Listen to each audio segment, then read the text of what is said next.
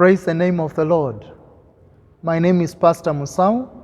I am welcoming you to our today's sermon that comes from the book of Genesis, chapter 1, verse 1 to verse 25.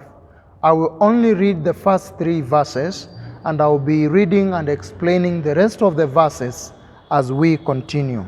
From this text, our topic will be God's care, rather creation care. Our topic will be creation care as the environmental duty of kingdom life. Creation care, the environmental duty of kingdom life. Let us read Genesis 1 to 3. In the beginning, God created the heavens and the earth. Now the earth was formless and empty. Darkness was over the surface of the deep, and the Spirit of God was hovering over the waters. Verse 3 and the last one. And God said, "Let there be light," and there was light. God saw that the light was good, and he separated the light from the darkness. God called the light day, and the darkness he called night. And there was evening, and there was morning the first day. Brothers and sisters, the threat of pollution in our world today is building so fast than the last 20 years. We are witnessing in our time the depletion of resources. We are witnessing in our timeline and time life desertification, deforestation, cutting down of trees, climatic changes, droughts, floods, and other forms of exploitation are not only threatening our environment, wildlife, but also human life. This exploitation and our state is a call for every believer to care for the creation. This calls us, and this call is an urgent call, that every believer, child of God, be concerned with the environment of our being. Creation care, therefore, means caring for all of God's creation by stopping and preventing activities that are harmful, like species extinction. It is participating. Creation care means participating in activities that further Christ's restoration or reconciliation of all creation to God. We must be responsible stewards of the environment God has given us through care. We must be good stewards of the environment that God has given us through care, through concern, and nurturing the resources that God has entrusted us. In the context of my sermon, God's creation, all the resources that the Lord has blessed upon us, entails at least 4 things. Creation care entails environment, and this means everything around us, both living and non-living organisms. Number 2, creation care not only entails environment, but also the interrelationships between living and non-living organisms and their environment, which is also sometimes referred to as ecology. Number 3, creation care entails independent, self-sustaining systems like, forests, like lakes, like ponds, like fields, natural fields. Creation care not only entails environment, ecology, but it also, number 3, entails independent sustaining systems, as I have mentioned, again called ecosystem. And number 4, creation care entails sustainability. And this means careful handling of our natural environment for the survival of both human and non-humans and the needed resources now and future generations. This means, therefore, that we must stop any form of devastation.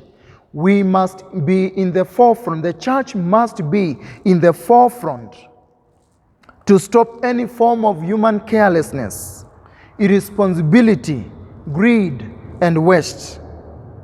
Creation care, therefore, friends, is a demonstration of our obedience to God who loves the world. He has commanded us in Genesis chapter 1, verse 28, to rule and have dominion over the creation that He has created.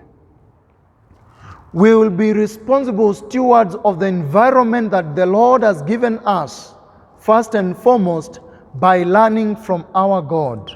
God's concern, and this takes us to point number 1, God's concern for the creation care.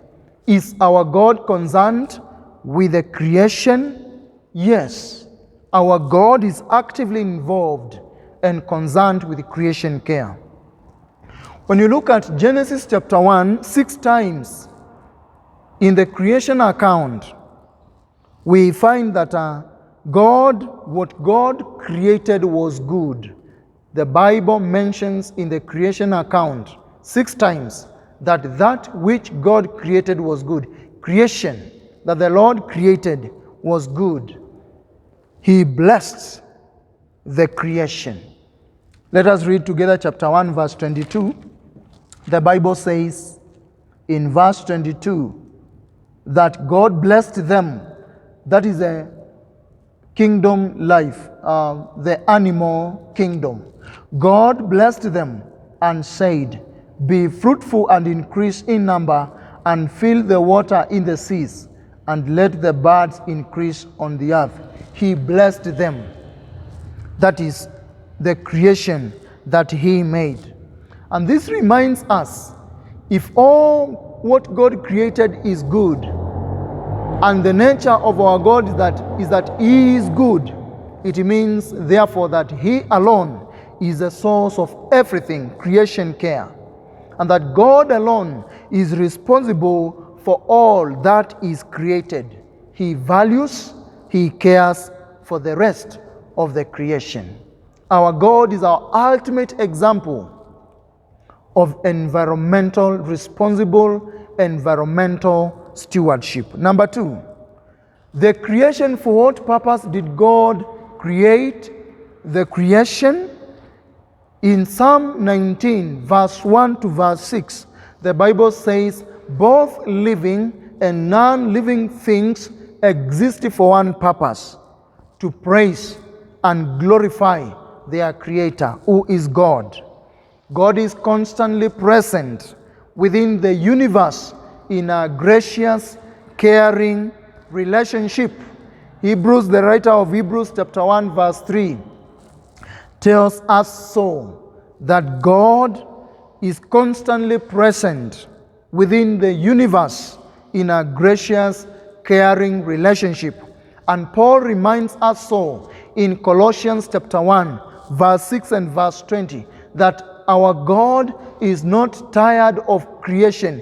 He is actively present, caring for the created order. Our good brother John in Revelation chapter 21, verse 1, reminds us that God in the second advent will transform the creation into a new earth. So God has established creation, is actively involved and present in caring for the created order until this culminates in the renewal of the new earth and the new heavens. So God is upholding creation. Paul again reminds us in Romans chapter 8, verse 21 to verse 22, that God in the second advent will liberate the world, creation, from its groanings and set it free and liberate it from the groaning and the pains of this world. Meaning, God is taking the world to a destination of rest, to a destination of ultimate care and concern from the pains of this world. Friends, there is enough evidence that our God values and cares for the rest of the creation tremendously. And therefore we, the church, must too stop the exploitation of the resources that God has entrusted upon us. We should learn from our God, the ultimate example of caring for the creation. Point number 2, and probably the last one in this text. We too must be concerned with the creation care. Our concern for the creation care must emanate from our God. We are called to add value to the environment that the Lord has given us, be it in the office, be it in class, be it in the shop, be it, in the church, be it at home. Whichever environment the Lord has given you, we are called to add value to that environment. How are we going to add value to the environment and care for the creation that the Lord has placed in our hands? A closer look of Genesis chapter 1, verse 3, verse 14 and verse 19 brings a number of things. Number 1, by giving light. That God gave form and removed the emptiness of the earth. In verse 1, the Bible says, in the beginning God created. And in verse 2, we find that there is a problem. There is a challenge with the created order or with the creation. There is emptiness, there is darkness, there is formlessness. But we find in verse 3 that after God noticed that in creation there is formlessness and darkness, God said, "Let there be light."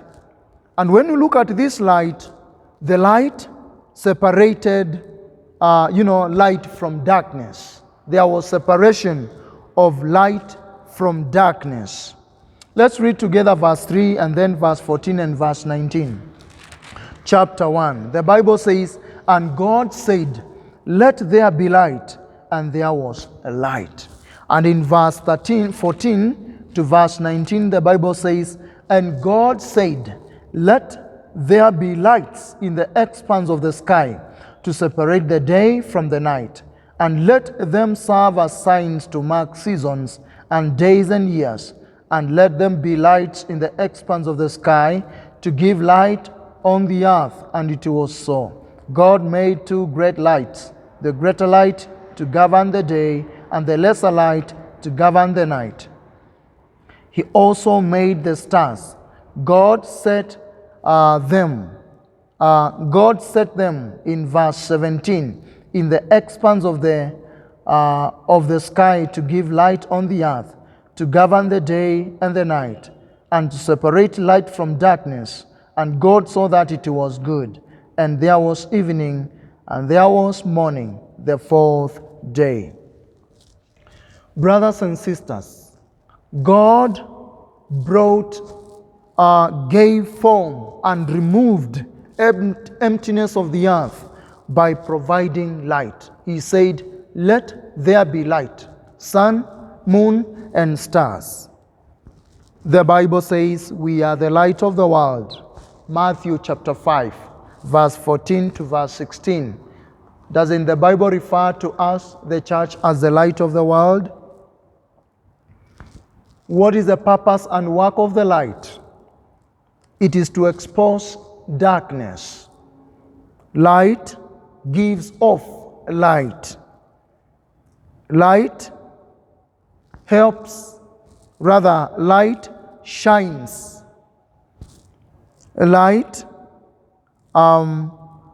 wakes people from slumber. And light warms, gives warmth. Brothers and sisters, we are called, if we will be concerned about creation care, we must expose darkness within us. God is calling you and me today to shine on the dishonest practices in our environments, gossips, corruption, racism, and all vices that abuse and destroy God's resources and opportunities in the office, in the class, in the shop, in the church, at home. Expose darkness, shine a light there. Show concern for the created order by giving off light. Light by nature, as we know, is more powerful than darkness. Light transforms environments. Peter tells us in 1 Peter chapter 2 and verse 12, he urges us to maintain good relationships or conduct among non-believers, so that after we are falsely accused, they may see our good deeds and glorify our God. Friends, we are living in a world that cares less for the creation. We are living in a world that vilifies good and canonizes evil. The Bible says, let our light shine. Shine by helping others to grow. Science tells us that plants can grow in a dark cave as long as light is present. Science again tells us that broken bones heal faster when they are soaking up sunlight. Shine in a dark soul, dying in sin. Shine in a dark soul, always uttering vulgar language. Shine to that soul with dubious character and attitude. Shine by helping others to grow. Shine by give light by waking people out of slumber. When you suddenly turn on lights, the light often and quickly wakes them that are sleeping up. And we are called to light, just like God said, let there be light, and it is separated light from darkness. Wake people up from the slumber of culture, of social injustices. Defend the widowed wife to your brother. Defend the widowed sister. Defend the widowed children. Remove the toxicity in your environment. Care for God's creation. Give light by warming cold hearts. Give light by warming hearts full of bitterness, full of anger, and threats. Become an antidote of fellowship. Become the source of comfort, encouragement to the hurting homes. Become the source of inspiration to the hurting workplaces and toxic communities and environments. Become and give the light the warm by warming cold hearts. Number 2, show concern for the creation of God by making order. You know, the Bible says in chapter 1, verse 6 to verse 13, that God separated, made order by separating the sky from the land, from animal kingdom from, plant kingdoms. God separated aquatic life from terrestrial life. In Genesis chapter 1, verse 20 to verse 23, he put the aquatic life together. He made the seas, the fish, and aquatic animals and placed them there from the terrestrial life. Brothers and sisters, our God has consistently and graciously cared for the creation by making order to date. Make order. And I think this is a great calling to each one of us, to make order in our environments. Be orderly in your office. Be orderly at your home.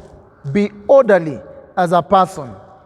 And as the saying goes, orderly office, orderly person, orderly home, orderly family. Remember the power of rearrangement. Sometimes when we rearrange, our offices, our homes, our projects, it brings a freshness of air, like a fresh breath, a newness of life. Make order to your homestead. I stand here to challenge us today that one of the ways of showing environmental stewardship is making order to the environments that the Lord has given us. Order in our homes. Order even up country of your cowshed, in your homestead. How is your order?